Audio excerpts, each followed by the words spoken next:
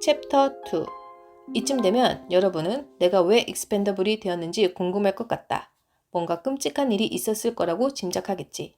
강아지를 죽이거나 할머니를 계단에서 밀쳐서 이런 신세가 된 거라고 생각할지도 모르겠다. 아니, 그런 일은 없었다. 믿거나 말거나. 나는 익스펜더블이 되기로 자청했다.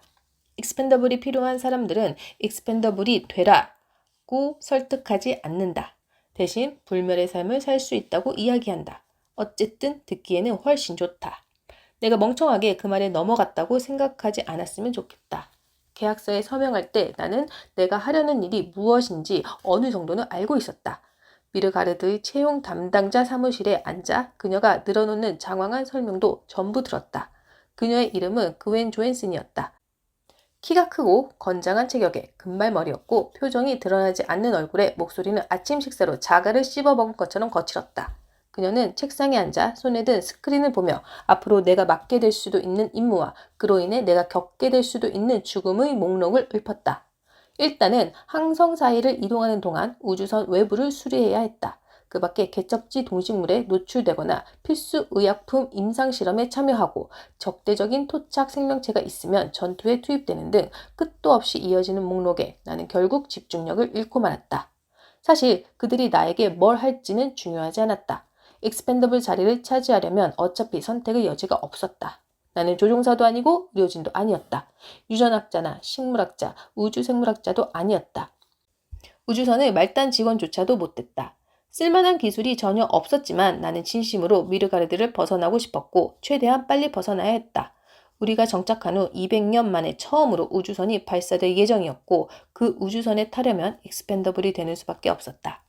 조직 샘플을 제출해 시스템에 업로드하고 나면 개척지에서 조금이라도 위험한 상황이 발생하는 즉시 투입되리라는 사실을 알고 있었다.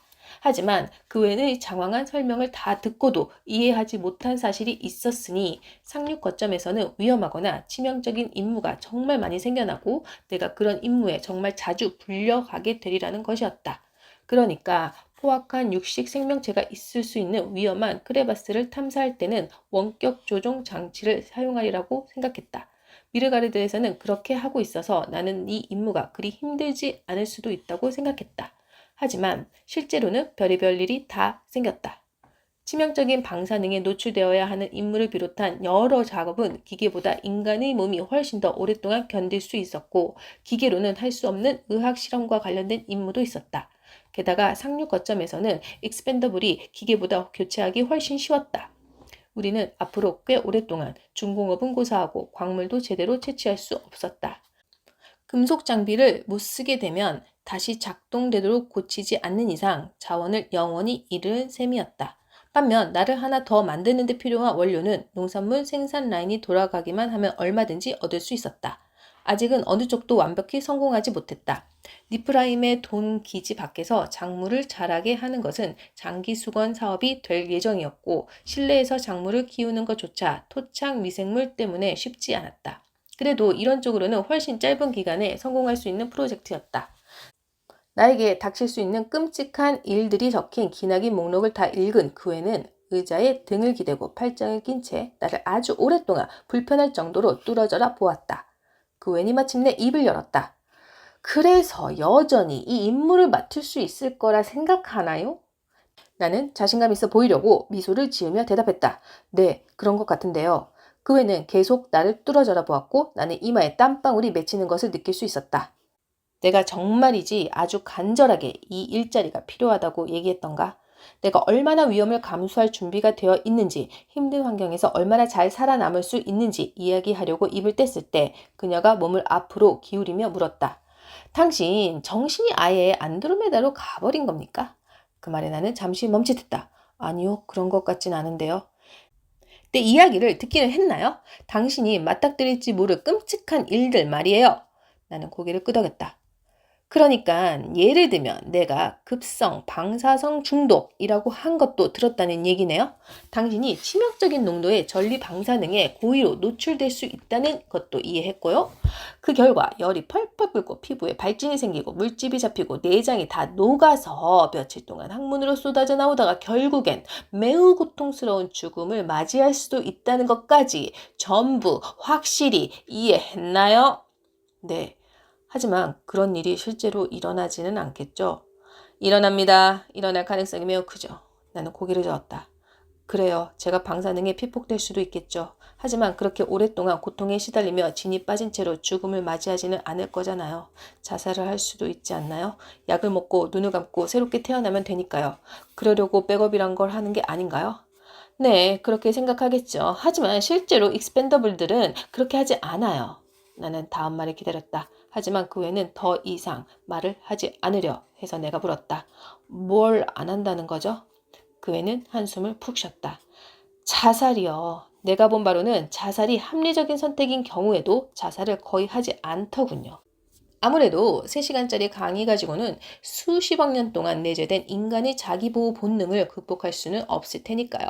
생각해 보세요. 그리고 익스펜더블들은 본인이 원하든 원하지 않든 비참한 마지막을 맞이할 때까지 견뎌야 할 때도 많아요.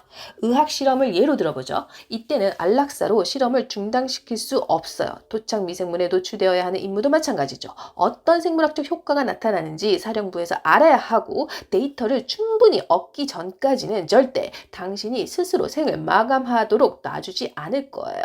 이해했어요?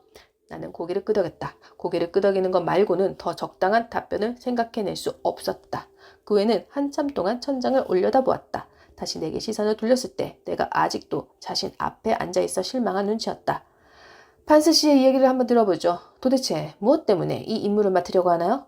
그녀는 팔꿈치를 책상에 올리고 모은 두 손으로 턱을 고였다. 그러니까 제가 한두 번쯤 죽더라도 어차피 저는 불멸의 존재 아닌가요? 그렇게 말씀하셨잖아요. 그녀는 다시 한숨을 쉬었다. 이번에는 한숨 소리가 더 컸다. 그래요. 당신이 멍청한 건 알겠군요. 차별은 하지 않는 게 우리 방침이지만 이 경우 문제는 개척지 탐사에서 익스펜더블 미션이 실제로도 대단히 중요한 임무라는 거예요. 당신 같은 아주 단순한 사람에게도 저장 공간이 아주 어마어마하게 필요해요. 백업을 준비하려면 엄청난 자원을 투자해야 하죠. 이 임무를 맡게 되면 당신 인격은 당신 개척지가 다운로드할 수 있는 유일한 인격이 될 것이고 당신 신체는 개척지가 보유할 유일한 생물학적 패턴이 될 거예요. 그 말은 일이 잘못되면 당신은 드라카에 살아남는 최후의 생명체가 되어 다른 자원과 함께 수천 개 인간 배아의 안녕을 오롯이 책임져야 할 수도 있다고요. 이런 막중한 임무를 정말로 맡을 수 있다고요? 나는 긴장한 얼굴로 억지 미소를 지어 보였다.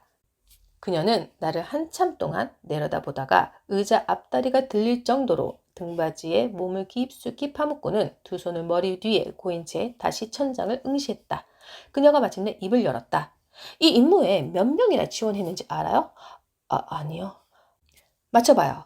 이번 탐사 임무에 지원한 사람이 수만 명이었어요. 관심을 보인 조종사만 600명이었고요.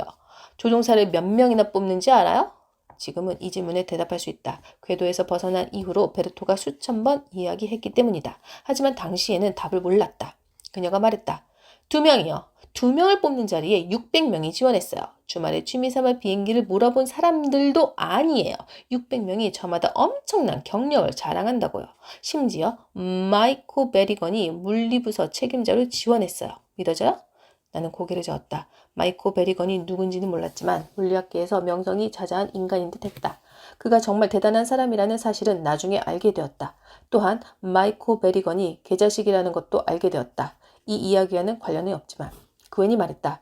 중요한 사실은 우리는 이번 탐사를 위해 최종의 인물들을 선발해 왔다는 거예요.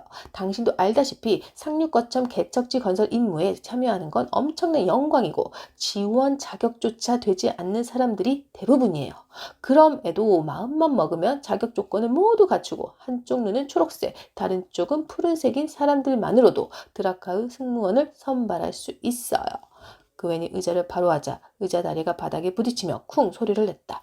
그녀는 책상 위로 몸을 기울여 나에게 다가왔다. 나는 움찔하지 않으려고 몸에 바짝 힘을 줬다. 그녀가 다시 입을 열었다. 그래서 다시 익스펜더블 이야기로 돌아가면 말이죠. 지원자가 몇 명이나 있는 것 같아요? 나는 고개를 저었다. 당신, 그 자리를 맡겠다고 지원한 사람은 당신뿐이에요. 당신이 저 문으로 걸어 들어오기 전까지 우리는 이 자리를 채울 누군가를 징집할 권한을 의회에 요청해야 하는지 진지하게 고려하고 있었어요. 적성 검사 점수를 보면 당신은 완전히 멍청이는 아닌 것 같군요. 당신이 하는 일이 그러니까 역사가라고요? 나는 고개를 끄덕였다. 그것도 직업인가요? 사실 그렇죠. 적어도 예전에는 그랬죠. 역사를 공부하면. 역사 자료들은 필요할 때 누구나 찾아볼 수 있잖아요. 나는 고개를 끄덕였다. 그러면 나 같은 사람과 역사가의 차이가 뭔가요? 그러니까 저는 그런 자료들을 많이 들여다봤죠. 그녀는 어이없다는 표정으로 눈을 굴렸다. 그런 일을 하고 돈을 받았다고요? 나는 망설였다. 직업이라고 하기보다는 취미라고 하는 쪽이 더 정확할 것 같네요. 그 애는 약 5초쯤 말없이 나를 바라보다가 이내 고개를 젓더니 한숨을 쉬었다. 어떤 경우에도 지금 당신이 지원한 이 자리는 취미가 될 수 없어요. 분명 하나의 임무이고 맡게 되면 절대 중도에 포기할 수 없어요. 반스 씨, 이 행성에서 이 임무에 자원한 사람이 단 한 명도 없다는 사실에 대해서는 어떻게 생각해요? 그녀가 답을 기대하는 듯한 표정으로 바라봤지만 솔직히 나는 할 말이 떠오르지 않았다. 결국 그녀는 다시 한번 눈을 굴리고 책상 위에 있던 바이오 프린트 리더기를 내 쪽으로 가까이 밀었다. 나는 기기에 내 엄지를 갖다 댔다. 기기가 DNA 샘플을 채취하는 순간 따끔한 통증이 느껴졌다. 그녀는 리더기를 가져가 디스플레이 창을 내려다보았다. 질문 하나 해도 되나요? 내가 물었다. 그녀는 고개를 들어 나를 보았다. 표정을 읽을 수 없는 얼굴이었다. 그럼요. 안 될 건 없죠. 이 임무에 자원한 사람이 한 명도 없었고 징발까지 고려했다면 제가 이 임무를 맡지 않게 하려고 애쓰는 이유가 뭐죠? 그녀는 다시 태블릿으로 시선을 내리며 답했다. 매우 좋은 질문입니다, 반스 씨. 아마도 당신이 꽤 착한처럼 보였나 보죠. 나는 이 임무를 쓰레기 같은 인간에게 맡기고 싶었거든요. 그녀는 자리에서 일어나 태블릿을 책상에 내려놓고는 악수를 청했다. 뭐 어쩌겠어요. 당신이 이 일을 맡게 되었네요. 승선을 환영합니다. 그웬이 내게 물어야 했으나 묻지 않은 질문이 있다. 나는 대체 미르가르드에 무엇이 그토록 싫었길래 내장이 녹아내릴 수도 있는 임무를 맡으려고 했을까? 그러니까 3세대 개척지 중에서 미르가르드는 충분히 좋은 장소였다. 이 행성은 내 행성들을 흡수하는 과정을 막 마친 적색 거성의 골드락스 존 한가운데 이제 자리를 잡은 참이었다. 그래서 처음 발견했을 때 테라포밍이 필요했고 이는 꽤 골치 아픈 일이었다. 한 가지 좋은 점도 있었는데 지금 우리의 정착지와는 달리 미르가르드는 생명체가 살 수 있게 된 지 얼마 안 된 상태여서 지능을 가진 토착 생명체와 대적할 필요가 없었다. 미르가르드의 엑스펜더블도 물론 힘든 임무를 맡았겠지만 적어도 무언가에 물어뜯겨 죽지는 않았을 것이다. 미르가르드는 축이 거의 기울지 않아서 계절 변화의 염려가 없다. 적도지방은 따뜻하고 극지방은 추우며 염도가 낮은 넓고 얕은 바다가 몇 군데 있다. 그리고 이들을 가로질러 행성을 거의 덮는 대륙이 하나 있다. 인구 밀도는 걱정할 필요가 없다. 디아스포라 이전 옛 지구의 거대 도시에는 미르가르드 인구 전체를 합친 것보다 더 많은 인구가 살기도 했다. 해변은 아름답고 도시는 깨끗하다. 정부는 선거를 통해 구성되었는데 거의 경제를 관리하는 역할만 맡는다. 하늘의 반을 가리는 크고 붉은 태양 때문에 힘들었던 적도 없다. 어쩐지 이곳의 작고 노란 태양이 더 자연스럽게 느껴진다는 사실은 인정해야겠지만 말이다. 그래서 대체 뭐가 문제였을까? 여러분이 머릿속에 떠올릴 만한 이유 몇 개를 짚고 넘어가자. 애정전선에 이상이 생겼냐고? 틀렸다. 여자친구를 몇 번 사귀어봤고 연애의 쓴맛 단맛을 다 봤지만 행성을 떠날 만큼 힘든 연애는 없었다. 게다가 첫 번째 업로드 전 1년 동안은 아예 연애를 하지 않았다. 돈 문제가 있었냐고? 물론 그게 이유라고 생각하는 사람은 없을 것이다. 미르가르드 사람 중에 돈 문제를 겪는 사람은 없다. 미르가르드도 유니언에 속한 다른 모든 행성처럼 실질적으로 거의 모든 산업과 농경업이 자동화되어 있고 정부는 수확물을 인구수로 나누어 배급한다. 미르가르드는 어떤 면으로 보나 거의 천국이나 마찬가지다. 사실 내가 미르가르드에서 겪고 있던 그 문제는 미르가르드를 떠날 때도 불거졌다. 나는 과학자가 아니었다. 엔지니어도 아니었다. 예술이나 오락 글쓰기에도 재능이 없었다. 지금도 그렇지만 그때도 나는 이전 시대에 태어났다면 별 볼 일 없는 학문이나 연구하고 있었을 사람이었다.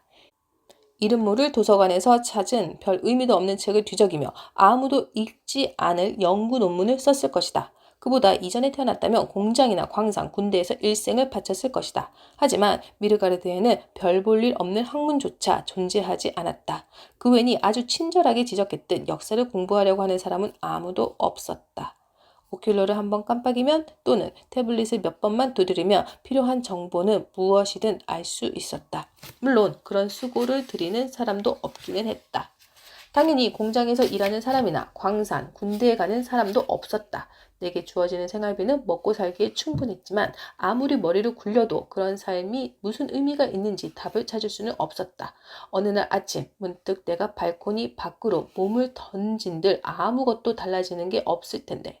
이런 이유로 예나 지금이나 무료한 청춘들이 의례 그래 왔듯이 나 역시 틈만 나면 사고칠 궁리를 하며 허송세월을 보내고 있었다.